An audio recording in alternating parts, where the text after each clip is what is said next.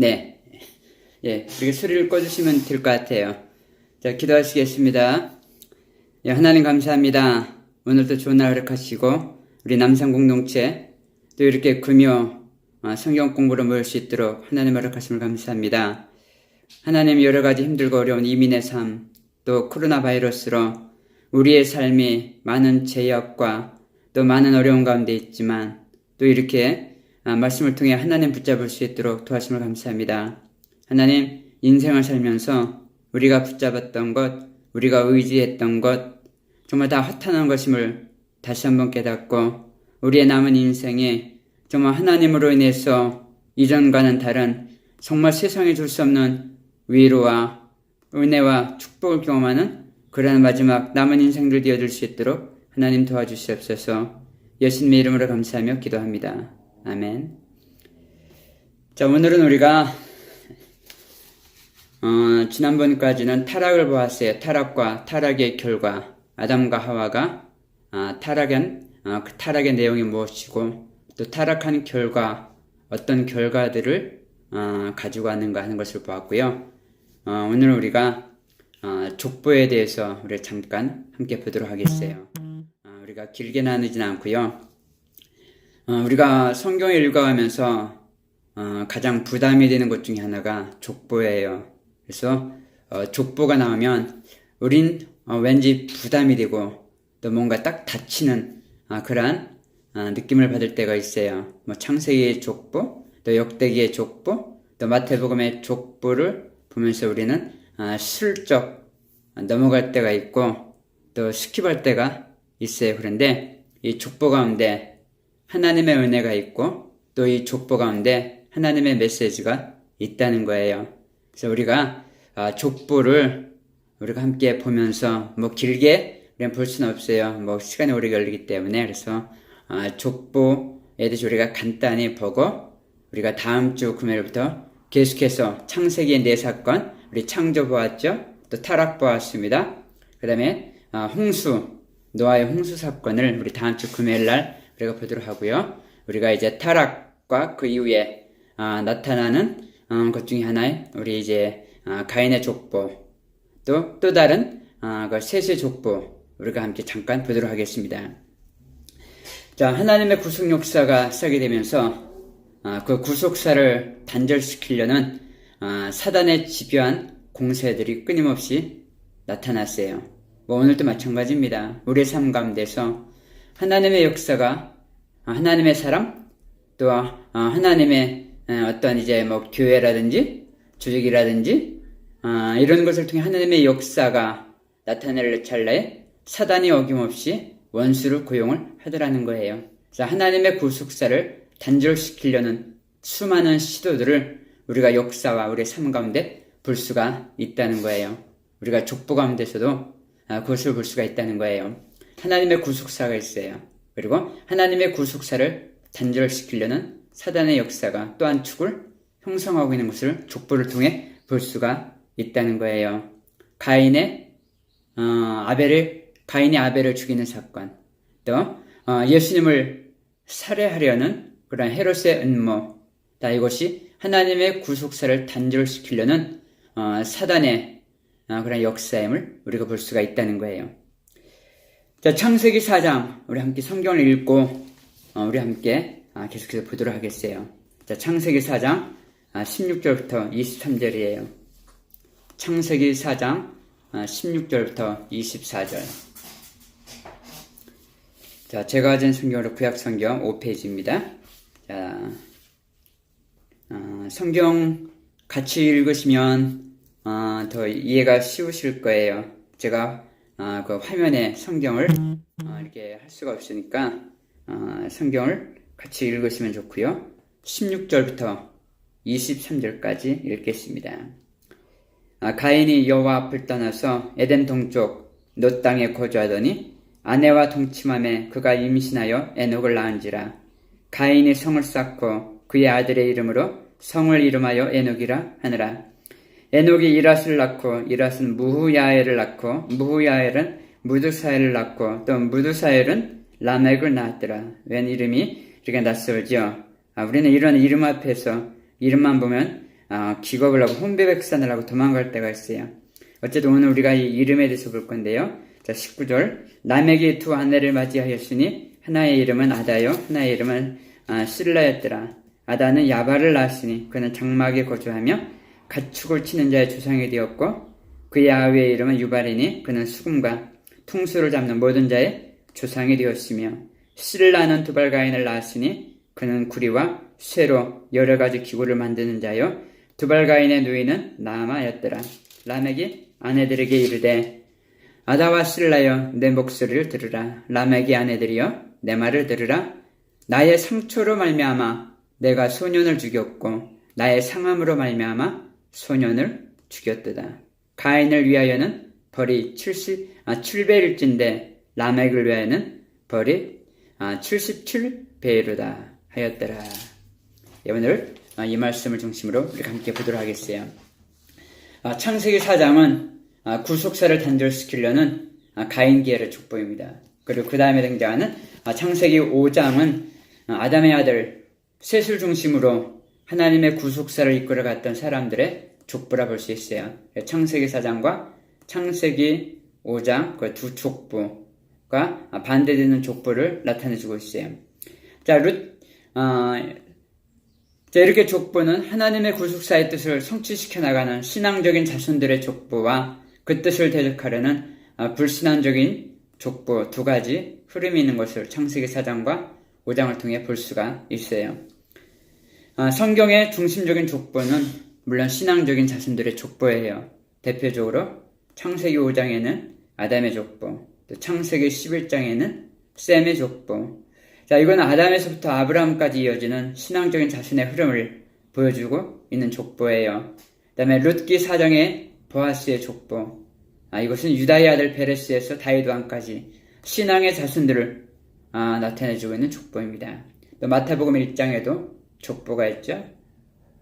이러한 족보는 아브라함부터 예수님까지 42대 속에서 신앙의 자손들을 통한 하나님의 구속사가 어떻게 진행되고 있는가 하는 것을 우리에게 보여주고 있어요. 다음에는 불신앙적인 그런 자손들의 족보가 있어요. 성경에서는 이 족보에 대해서 또 많은 부분 할애를 하고 있어요. 가장 대표적인 것이 오늘 우리가 함께 읽은 창세기 4장 가인의 족보, 하나님 부재의 족보라고 하죠. 따라할까요? 하나님 부재의 족보, 하나님 없는 족보라는 거예요. 그 외에도 창세기 10장을 보면 함의 자손의 족보가 있어요. 또 25장에 보면 이스마엘 자손의 족보, 또 36장에 보면 에서의 족보가 있어요. 이것은 다 하나님 부재의 족보, 하나님 없는 인간의 족보가 또 성경의 곳곳에 등장을 하고 있어요. 가인 후손들의 족보는 하나님의 이름이나 하나님의 역사를 전혀 찾아볼 수 없는 그러한 소위 하나님 부재의 족보다라고 하는 것을 우리가 볼 수 있어요. 오늘 함께 읽은 본문을 보면 이같이 하나님이 그 사람을 쫓아내시고 에덴 동산 동편에 그릇들과 두루 도는 화영검을 두어 생명나무의 길을 지키게 하시느라. 오늘 본문에 앞서 3장 24절은 가인과 아벨, 아담과 하와의 그런 결국을 말씀을 해주고 있어요. 그 다음에 창세기 4장 16절 가인이 여호와 앞을 떠나 나가 에덴 동편 돛 땅에 거하였더니. 바로 가인 계열의 족보. 오늘은 이 에덴 동쪽의 이 족보를 우리가 함께 보려고 합니다. 물론 가인과 가인 그리고 아담과 하와 그리고 가인이 살았던 곳만 에덴 동산 그런 에덴 동쪽이 아니라 우리가 살고 있는 하나님을 떠난 삶들이 다 에덴 동쪽의 삶이라는 거예요. 에덴의 동쪽 존 스타인백의 에덴의 동쪽 소설과 또 이 소설을 영화한 그런 에덴의 동쪽이라는 영화를 제가 여러 번 소개를 해드린 적이 있어요. 주인공 가인은 아버지가 싫어하는 자식이에요. 그런데 아버지는 개척자 정신으로 가득 찬 농장주예요. 어느 날 가인은 자기의 친어머니가 살아있다는 그러한 소식을 듣습니다. 그리고 아버지에게 버림받았다라고 하는 사실을 듣고 분개합니다. 그는 자신이 아버지에게 미움을 받는 사생자라 비판을 하며 성격도 마음도 비뚤어지게 됩니다. 결국 아버지 집을 떠나고 맙니다. 아버지가 개척자 정신으로 일궈낸 부와 명예의 이면에는 버림받은 여자와 사생자가 있다는 거예요. 미국의 번영과 영광을 에덴으로 비유한다면 이면에 있는 헤아릴 수 없이 많은 사회적인 문제들, 허영과 탐욕 등 이것이 바로 에덴 동쪽의 삶이라는 것. 하나님 부재의 삶들이 이러한 에덴 동쪽의 모습으로 나타내주고 있는 것을 그리고 있는 것이 존 스타인백의 에덴의 동쪽이라는 소설이고 영화입니다. 자, 아담이 에덴 동편에서 얼마나 영적으로 어두운 삶을 살았는가는 창세기 4장에 나타나고 있는 것을 볼 수가 있어요. 가인에 대한 무한한 기대, 그 다음에 아벨에 대한 무관심을 보면 그가 얼마나 영적으로 어두웠는가, 또 가인과 후손들이 에덴 동편에서 얼마나 악하고 어두운 삶을 살았는가, 그들의 이름을 보면서 가인의 족보에 나타나는 그 이름들을 보면 에덴 동쪽 가인의 그리고 가인 후손들의 삶이 얼마나 악했는가를 볼 수가 있어요. 하나님을 떠난 자들의 삶이 이렇게 나타나는구나 하는 것을 우리가 볼 수가 있어요. 그 결정적인 사건이 람에게 검거라는 겁니다. 창세기 4장 23절을 오늘 우리가 함께 읽은 본문을 보면 나의 창상을 인하여 내가 사람을 죽였다. 나의 상함을 인하여 내가 소년을 죽였다. 이것이 람에게 검거입니다. 얼마나 잔인합니까? 에덴 동쪽의 삶이 이렇다는 거예요. 나를 건드리지 마. 건드리면 죽여버릴 거야. 라고 하는 식으로 살아가는 것, 생각만 해도 끔찍하고 포악한 일이죠. 하나님을 떠난 것, 에덴 동편에서 전개되는 일들은 한마디로 육체에 종된 죄악의 삶이라는 거예요. 자, 이것이 계속해서 가인의 족보 가운데 나타나게 되더라는 거예요.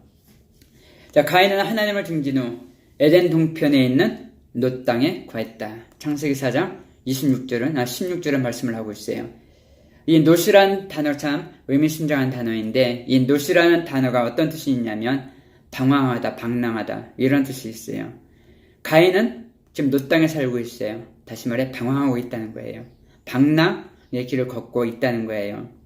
동생을 제거한 후에 그가 명실상부한 장자가 되었다는가, 아니면 상속자가 되어 더 큰 자신의 세계를 구축했다. 이것이 아니라 성경은 그가 놋 땅에 살았다. 동생을 죽이고, 그래 이제는 모든 유산이, 아버지의 유산이, 이 세계의 모든 상속이 다 나에게 주어졌다. 라고 하는 그의 기대와는 달리 그의 인생, 다시 말해 하나님을 떠난 자의 인생은 유랑하고 방랑하고 그리고 방황하는 그런 삶을 살게 되었다는 것 하는 것이 바로 가인이 에덴 동산의 놋 땅에 에덴 동편의 놋 땅에 거했다라고 하는 그 구절을 통해 우리가 그려볼 수가 있다는 거예요. 그는 방랑자가 되었어요. 그는 안락과 그 자신의 세계를 구축하는 것이 아니라 방랑의 땅에 거하게 되었다는 거예요. 그의 거처는 안전하지 못합니다. 영원하지도 않습니다. 그렇게 떠돌아다니고 있어요. 우리는 하나님을 떠나 내가 내 인생의 주인이 되어 뭔가 해서 정말 나의 유익을 구하겠다라고 하지만, 하나님을 떠난 그러한 우리의 삶들은 놋 땅에 가는 삶과 다를 바가 없다는 거예요. 하나님을 떠난 상태, 진정한 목적 없이 방황하는 그런 가인의 모습이 바로 오늘 하나님을 떠난 그런 사들의 모습이라는 거예요. 에덴 기쁨, 자, 에덴의 기쁨이라고 했죠. 에덴의 기쁨의 삶과는 전혀 다른 삶인 것을 볼 수가 있다는 거예요. 가인은 놋 땅에 거하면서 성을 쌓습니다. 방랑자가 성을 쌓습니다. 아마 자신을 보호하기 위해 성을 쌓겠죠. 하나님을 떠난 인간이 성을 쌓는 것은 창세기 11장 바벨탑에서 절정을 이룹니다. 그래서 창세기 1장부터 11장까지 창세기에 등장한 4가지 큰 사건들, 창조, 타락, 홍수, 바벨, 우리가 다음 주 금요일 날은 홍수 사건을 우리가 함께 해보고 그 다음에 우리가 바벨탑을 보겠는데요. 자, 하나님을 떠난 인간의 성을 쌓는 사건들이 성경에 곳곳에 기록되어 있어요. 인간이 하나님을 떠나 독립하여 자기만의 성 안에 갇혀서 살겠다는 거예요. 그런데 그 삶은 결국 방황하는 삶이라는 거예요. 그들의 거하는 땅은 아무리 노력하고 힘쓸지라도 먼지만 날리는 그야말로 노땅에 불과하다라는 거예요.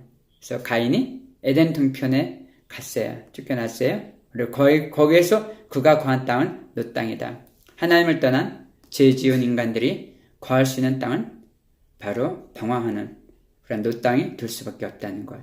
그 이름 가운데 우리에게 보여주고 있어요. 그들이 성을 쌓고 그 성 이름을 뭐라고 했냐면 에녹이라고 했어요. 가인의 아들이 에녹이에요. 물론 아담과 셋의 계열 중에 에녹도 있습니다. 그런데 여기는 가인의 계열의 에녹입니다. 가인이 아들을 낳았어요. 그리고 이름을 따서 에녹이라고 했습니다. 그 후손들에게까지 죄악의 온성, 노 땅에 성을 쌓고 그 성을 에녹이라. 그래서 영원 무궁토로 하나님을 떠난 자의 삶을 살고자 하는 그들의 세속적인 갈망과 열망이 그 이름 가운데 나타나고 있는 것을 볼 수가 있다는 거예요. 자, 가인의 자손 에녹, 바로 셋의 6대손 에녹, 죽지 않고 하나님과 동행하여 들려올림 받은 그 에녹, 바로 동명이인입니다. 자, 에녹은 가인이 하나님을 떠나서 처음 얻은 아들입니다. 다시 말해 하나님 앞에서 떠난 하나님 부재의 인본주의의 첫 열매가 바로 에녹이라는 겁니다. 자, 가인과 그의 아들 에녹은 하나님 없이 시작을 했습니다. 가인과 에녹이 하나님 없이 세운 인간적인 계획과 포부는 아주 대단했던 것 같아요. 그들은 자기들끼리 하나님 없는 지상천국을 꿈꿨어요. 에덴 동산의 버금가는 화려한 도시를 그들은 세우길 원했어요. 그러나 하나님을 떠나 시작한 그들의 결과는 어떠했나요? 그들의 거창한 시작과 달리 죄악의 도시, 살인의 도시, 부정과 부패의 도시가 되었다는 거예요. 하나님을 떠난 자들의 삶이 그렇다는 거예요. 자, 우리의 삶 속에서 종종 우리가 얼마나 그런 경험을 많이 합니까? 하나님 없이 내 계획, 또 내 경험, 또 내 연륜으로 시작한 그런 많은 일들. 그래, 때로는 하나님 없는 그런 많은 일들이 우리 인생 가운데 얼마나 많이 있습니까? 하나님 없는 행사 계획들, 하나님 없는 인생 계획들, 하나님 없는 사업 계획들, 하나님 없는 결혼 계획들, 하나님 없는 노후 계획들 얼마나 많이 있습니까? 모든 시작의 근원은 하나님이어야 한다는 거예요. 그런데 가인 족보의 계열은 하나님 없는 하나님 부재의 시작이었어요. 그리고 그들이 거하는 땅은 노 땅이었고 그 이름은 에녹이었다. 아들의 이름을 줘서 에녹이었습니다. 그 다음에 등장하는 이름이 이라스예요. 지금 가인 계열의 족보를 하나님 부재의 족보를 우리가 나누고 있어요. 자, 이라스는 에녹의 아들이에요. 자, 그의 이름은 도피자, 도망자, 자신을 과시하는 자 이런 의미가 있어요. 자신을 과시하겠다는 거예요. 하나님을 피해 도망다니면서 죄를 저지른 후에 하나님이 어디 있어? 우리가 하는 일 하나님이 보지 못할 거야 라고 그들은 말했을 겁니다. 하나님께서는 우리의 행동, 우리 배우의 숨은 동기, 내 마음속 깊은 곳에서 숨겨져 있는 그러한 생각들 하나님은 감찰하시고 살피신다고 성경의 말씀을 해주고 있어요. 현재뿐만 아니라 우리의 과거, 우리의 미래까지도 하나님은 살피신다는 거예요. 그러므로 우리는 하나님 앞에 속일 수도 없어요. 그리고 그 앞에 아무것도 감출 수가 없다는 거예요. 아무도 안 보잖아. 아무도 안 보잖아. 하나님은 우리의 머리카락까지 또 우리의 모든 마음의 생각들까지 다 감찰하시고 아신다. 성경 우리에게 말씀을 해주고 있어요. 아간이 이제 외투 한 벌과 금과 은을 훔쳤어요. 이스라엘 사람 아무도 몰랐어요. 아무도 보는 사람 없었어요. 근데 하나님은 그것을 찾아내고야 말했습니다. 미갈이 어떻게 했습니까? 다윗이 하나님의 법궤를 가지고 오면서 너무너무 기뻤습니다. 너무너무 행복했습니다. 덩덕쿵 얼싸얼싸 춤을 추고 있는데 미갈은 창문에서 그러한 다윗의 모습을 조롱했습니다. 업신 여겼다는 겁니다. 아무도 몰랐어요? 하나님은 아셨습니다. 미갈이 죽는 날까지 자식이 없었더라. 아나니아도 그랬습니다. 소유를 팔아 그 중에 일부를 숨긴 것. 아내 외엔 아무도 몰랐어요. 아무도 모르잖아.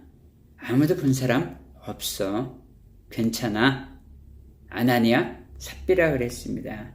그러나 그 결과 그들은 쓰러져 장사되고 말았습니다.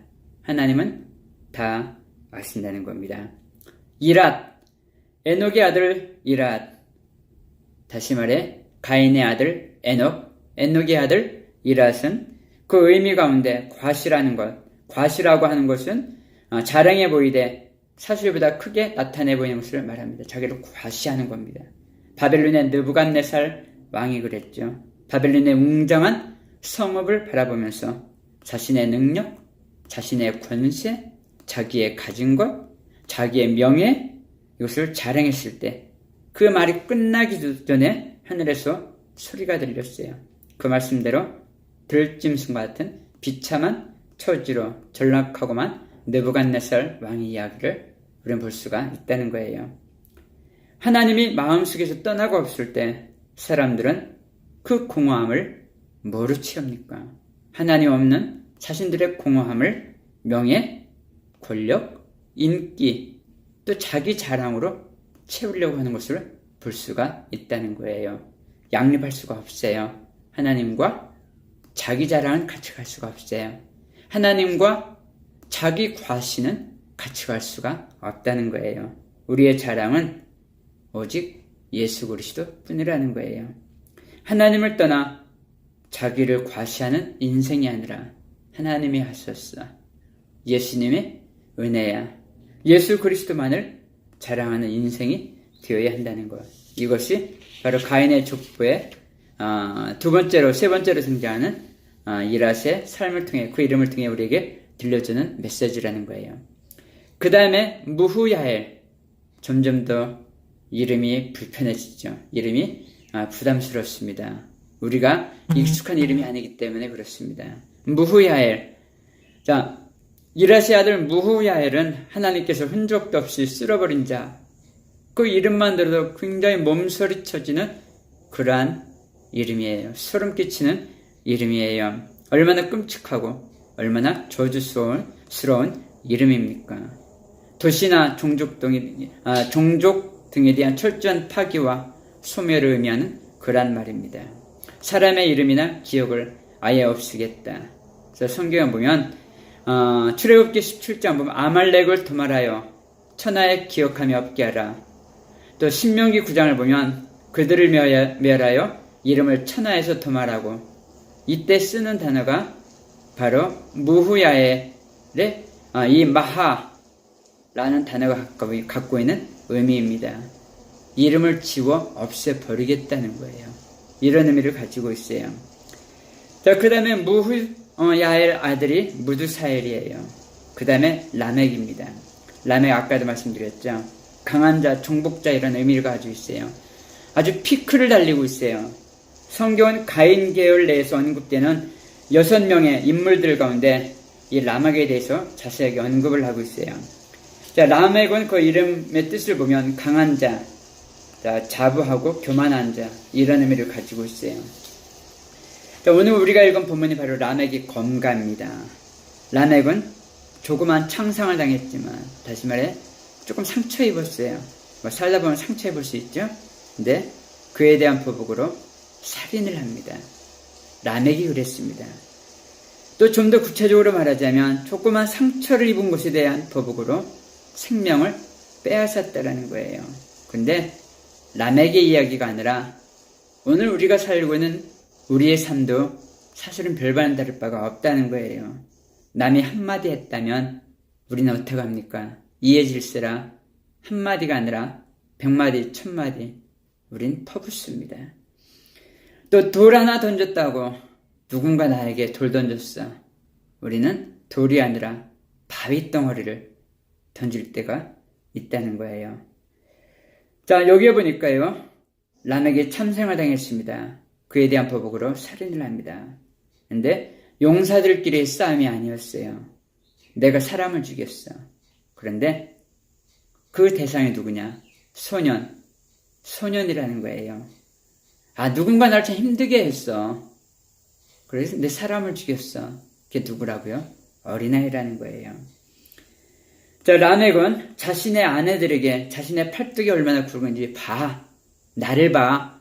내가 이 주먹으로 나를 힘들게 하는, 나에게 찝쩍거리는 애를 죽여버렸어. 여기서 막 자랑하고 있는, 자기 팔뚝이 굵다라고 자랑하는 라멕 이야기를 볼 수가 있어요. 자신의 잔인한 살인을 아내들에게 뽐내고 있다는 거예요.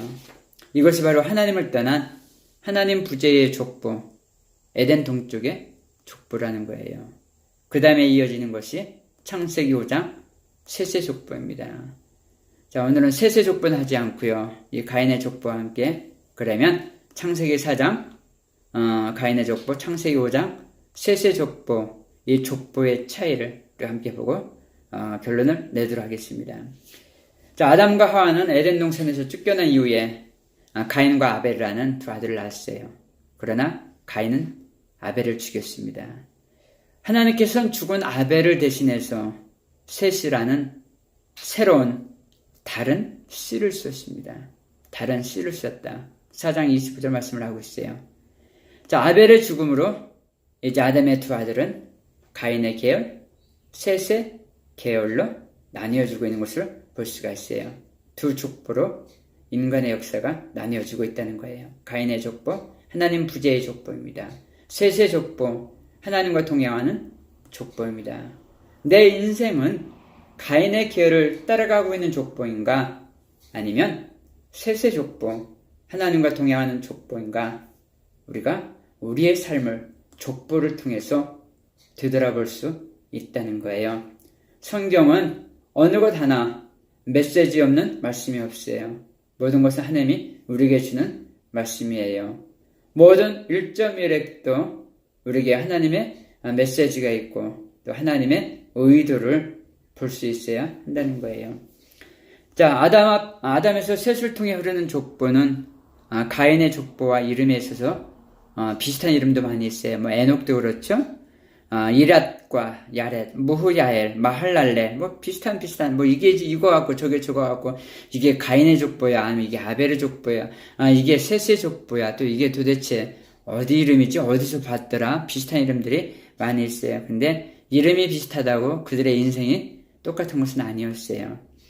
자, 이름이 비슷하지만 그러나 그들은 전혀 다른 길, 또 다른 족보를 이어가고 있었다는 거예요. 가인 계열의 족보와 셋 계열의 족보는 시작이 달라요. 가인 계열은 하나님을 떠남으로부터 시작이 됐습니다. 창세기 4장 16절, 가인이 여호와 앞을 떠나 에덴 동편 롯 땅에 거했더니, 하나님을 떠나 에덴 동편 롯 땅에 거했다. 하나님을 떠난 자들의 족보예요. 가인은 하나님 앞을 떠나서 그의 아들 에녹을 낳게 됩니다. 그를 성을 쌓고 그 성 이름을 에녹이라 짓습니다. 하나님을 떠남으로 시작된 가인 계열의 족보는 하나님과 아무런 의미가 없는 그런 족보가 되고 말았습니다. 그러나 셋 계열은 하나님으로부터 시작이 되었습니다. 창세기 5장은 아담 자신의 족보를 소개하고 있어요. 그런데 아담을 하나님이 창조하셨고 그 아담이 130세 아들을 낳아 이름을 셋이라 했다. 이렇게 소개를 하고 있어요. 자, 가인 계열의 족보와 또 셋 계열의 족보는 삶의 방식이 달라요. 가인 계열은 세상에서 유명하고 성공한 사람들이에요. 우리가 여러 차례 말씀을 나눴죠. 힘센 자가 되고 용사가 되고 왕이 되는 것은 하나님의 뜻이 아니라는 거예요. 우리는 하나님만을 왕 삼아 살아가야 될 하나님 절대의존자로 살아가야 한다는 겁니다. 근데 가인 계열은 세상에서 유명하고 성공한 사람들이었습니다. 자, 가인 계열의 족보에 나오는 인물들은 다양한 분야에서 문명의 창시자들이었어요. 세상적으로 본다면 성공했다고 인정받기 충분한 그러한 인생들이었습니다. 하나님을 떠났던 가인은 인간 최초로 성을 쌓았어요. 그 성의 이름은 아들의 이름대로 뭐라고요? 에녹이라 이름을 지었습니다. 그의 삶의 방식은 성을 쌓음으로 자기의 이름을 내고자 했습니다. 세상의 뜻이 전형적인 모습입니다. 하나님을 떠난 하나님 부재의 인생은 하나님이 아니라 자기의 이름이 드러나기를 원한다는 거예요. 인정받기를 원하고 세움받기 원하고 자기 자랑, 하나님 부재의 삶들의 전형적인 특징이라는 거예요. 이것이 결정적으로 라멕까지 이어집니다. 그리고 바벨탑까지 이어집니다. 자신들의 이름을 내기 위해 그들은 바벨탑을 썼습니다. 바벨탑을 쌓은 목적이 뭐라고요? 자신들의 이름을 내기 위해. 왜 내 이름을 알아주지 않냐고? 가인 계열의 삶의 모습입니다. 근데 셋 계열은 세상적으로 유명하지 않아요.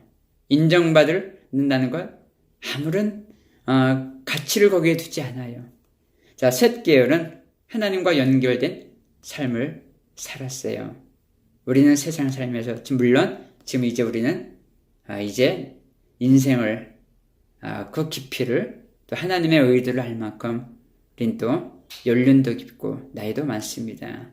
이제 정말 죽고 사는 문제가 아니면 우리에겐 큰 의미를 두지 않는 우리 인생 가운데서 우리가 큰 의미를 두지 않은 그런 나이를 우리는 살아가고 있어요. 자, 창세기 5장에 나오는 셋 족보의 계열들, 그들은 하나님 중심적인 삶이었습니다.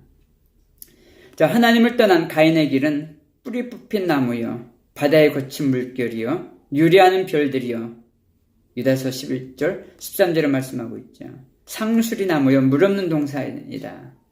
자, 그들은 물을 저축하지 못할 터진 웅덩이다. 예레미야는 그들의 삶을 말하고 있어요. 참 생각만 해도 굉장히 좀 이제 소름 끼치는 모습이에요. 하나님을 떠난 자들의 삶, 하나님 부재의 삶들이 뭐라고요?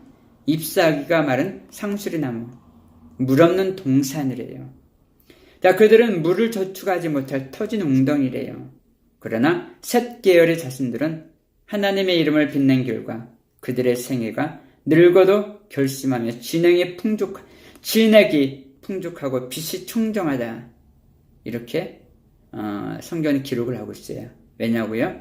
하나님은 생수의 근원이기 때문에 그렇습니다. 또 가인 계열의 족보와 셋 계열의 족보는 출생과 사망에 대한 기록에서부터 달라요. 자, 신앙의 계승과 또 연속성의 문제에 있어서도 차이가 있습니다. 또 똑같은 삶을 살았지만 짐승 같은 삶이 있고 또 참 사람다운 삶이 있다고 하는 것을 가인 계열의 족보 또 셋 계열의 족보를 통해 볼 수가 있어요. 가인 계열의 자신들의 삶은 짐승들의 삶과 같았다라는 거예요. 짐승들이 삶에 어떤 의미를 남깁니까? 아니에요. 낳고 죽고 이것만 반복되고 있어요. 가인 계열의 자녀들은 생애 시작부터 마감하는 날까지 한 번도 은혜로 살아간 기록이 없어요. 자기 중심, 자기 만족을 위해 살아갔다는 거예요. 이렇게 하나님의 뜻을 깨닫지 못한 인생들에 대해서 성경은 짐승과 별반 다를 바가 없다. 시편 49편에서 말씀을 해주고 있어요. 그런데 셋 계열의 자신들에 대해서는 짐승이 아니라 사람의 지위를 부여하고 있어요. 그래서 창세기 5장 2절에 보면 그 이름을 사람이라 일컬었었더라. 이렇게 기록을 하고 있습니다. 기억나겠습니다. 자, 오늘은 우리가 이 족보에 대해서 보았어요. 특별히 그래도 셋 계열의 족보라면 우리가 에녹도 들어봤고 노아도 들어봤고 또 무두셀라도 들어봤고 우리 익숙한 이름들이 있지만 가인 계열의 족보는 우리가 슬쩍 읽는 척 넘어가 나와 상관이 없고 또 이름도 우리가 자주 쓰는 그런 익숙한 이름들이 아니기 때문에 슬쩍 넘어갔지만 이 이름들이 갖고 있는 의미들을 우리가 봤어요. 하나님을 떠난 자들의 삶이 그렇다는 거예요. 세상에 성공했어요. 가인 계열의 족보들이 다 그랬죠. 세상의 문화를 창조했고 성공했어요. 고지에 올랐어요. 그러나 고지에 오르고 힘센 자가 되고 유명한 자가 되는 그것은 하나님의 뜻이 아니다. 우린 하나님 절대 의존자, 다시 말해 가인과 아벨의 뜻이 어떤 거랬죠? 가인은 있음, 내가 가진 걸로 뭔가를 하겠다는 겁니다. 그런데 아벨은 nothing, 나는 아무것도 없습니다. I'm nothing, 하나님의 은혜가 아니면, 하나님이 나를 붙잡아주지 아니하시면 내가 할 수 있는 거 아무것도 없습니다. 이것이 가인과 아벨, 그 이름의 뜻을 우리가 함께 보았습니다. 우리는 하나님 절대 의존자로 살아가야 될 자들입니다. 그래서 가인의 계열의 결국은 짐승의 삶이었다. 그러나 셋 계열의 족보는 사람의 삶이었다. 우리의 마지막 날까지 가인의 계열이 아니라 때는 힘들고 어렵더라도 하나님 절대 의존자로 살아가는 그런 저와 여러분 우리 모두가 되시길 주님의 이름으로 축복합니다. 기도하시겠습니다. 하나님 감사합니다. 우리 족보를 함께 보았습니다. 때론 낯설고 또 여러 가지 부담이 되는 그런 이름들이 있지만 그 이름을 통해서 하나님의 의도가 무엇인지 또 하나님의 또 크고 비밀한 구속사의 경륜이 어디로 흐르고 있는가를 우리가 함께 보았습니다. 때론 우리의 삶이 곤고할 때마다 우린 때로는 세상이 추구하고 있는 성공을 부러워하기도 하고 유명한 자, 힘센 자, 용사가 되길 원하고 있지만 그러나 우리는 분명 다른 씨로 주신 셋의 계열의 삶을 살아야 된다고 하는 것을 말씀을 통해 보았습니다. 때론 힘들고 어렵지만 가진 것, 있는 것 이것으로 우리의 만족을 우리가 추구하지 아니하며 때로는 우리의 보이는 것 아무것도 없다 하지만 우리가 하나님만으로 우리의 남은 인생에 만족하며 기쁨으로 여기며 살아갈 수 있는 우리가 되어줄 수 있도록 하나님 도와주시옵소서. 예수님의 이름으로 감사하며 기도합니다. 아멘. 예, 감사합니다. 우리 주일날 우리 남균혁 원사님 또 남명희 집사님 이렇게 오실 수 있다고 하니까요. 우리 주일날 또 같이 오래간만에 기쁨으로 함께 뵙겠습니다. 예, 건강하시고요. 이제 또 밤에 춥고 또 눈이 온다고 하니까 주일날 오가는 걸음 조심하시고 또 건강 조심하시고 또 바이러스 조심하시고 주일날 건강한 모습으로 뵙겠습니다.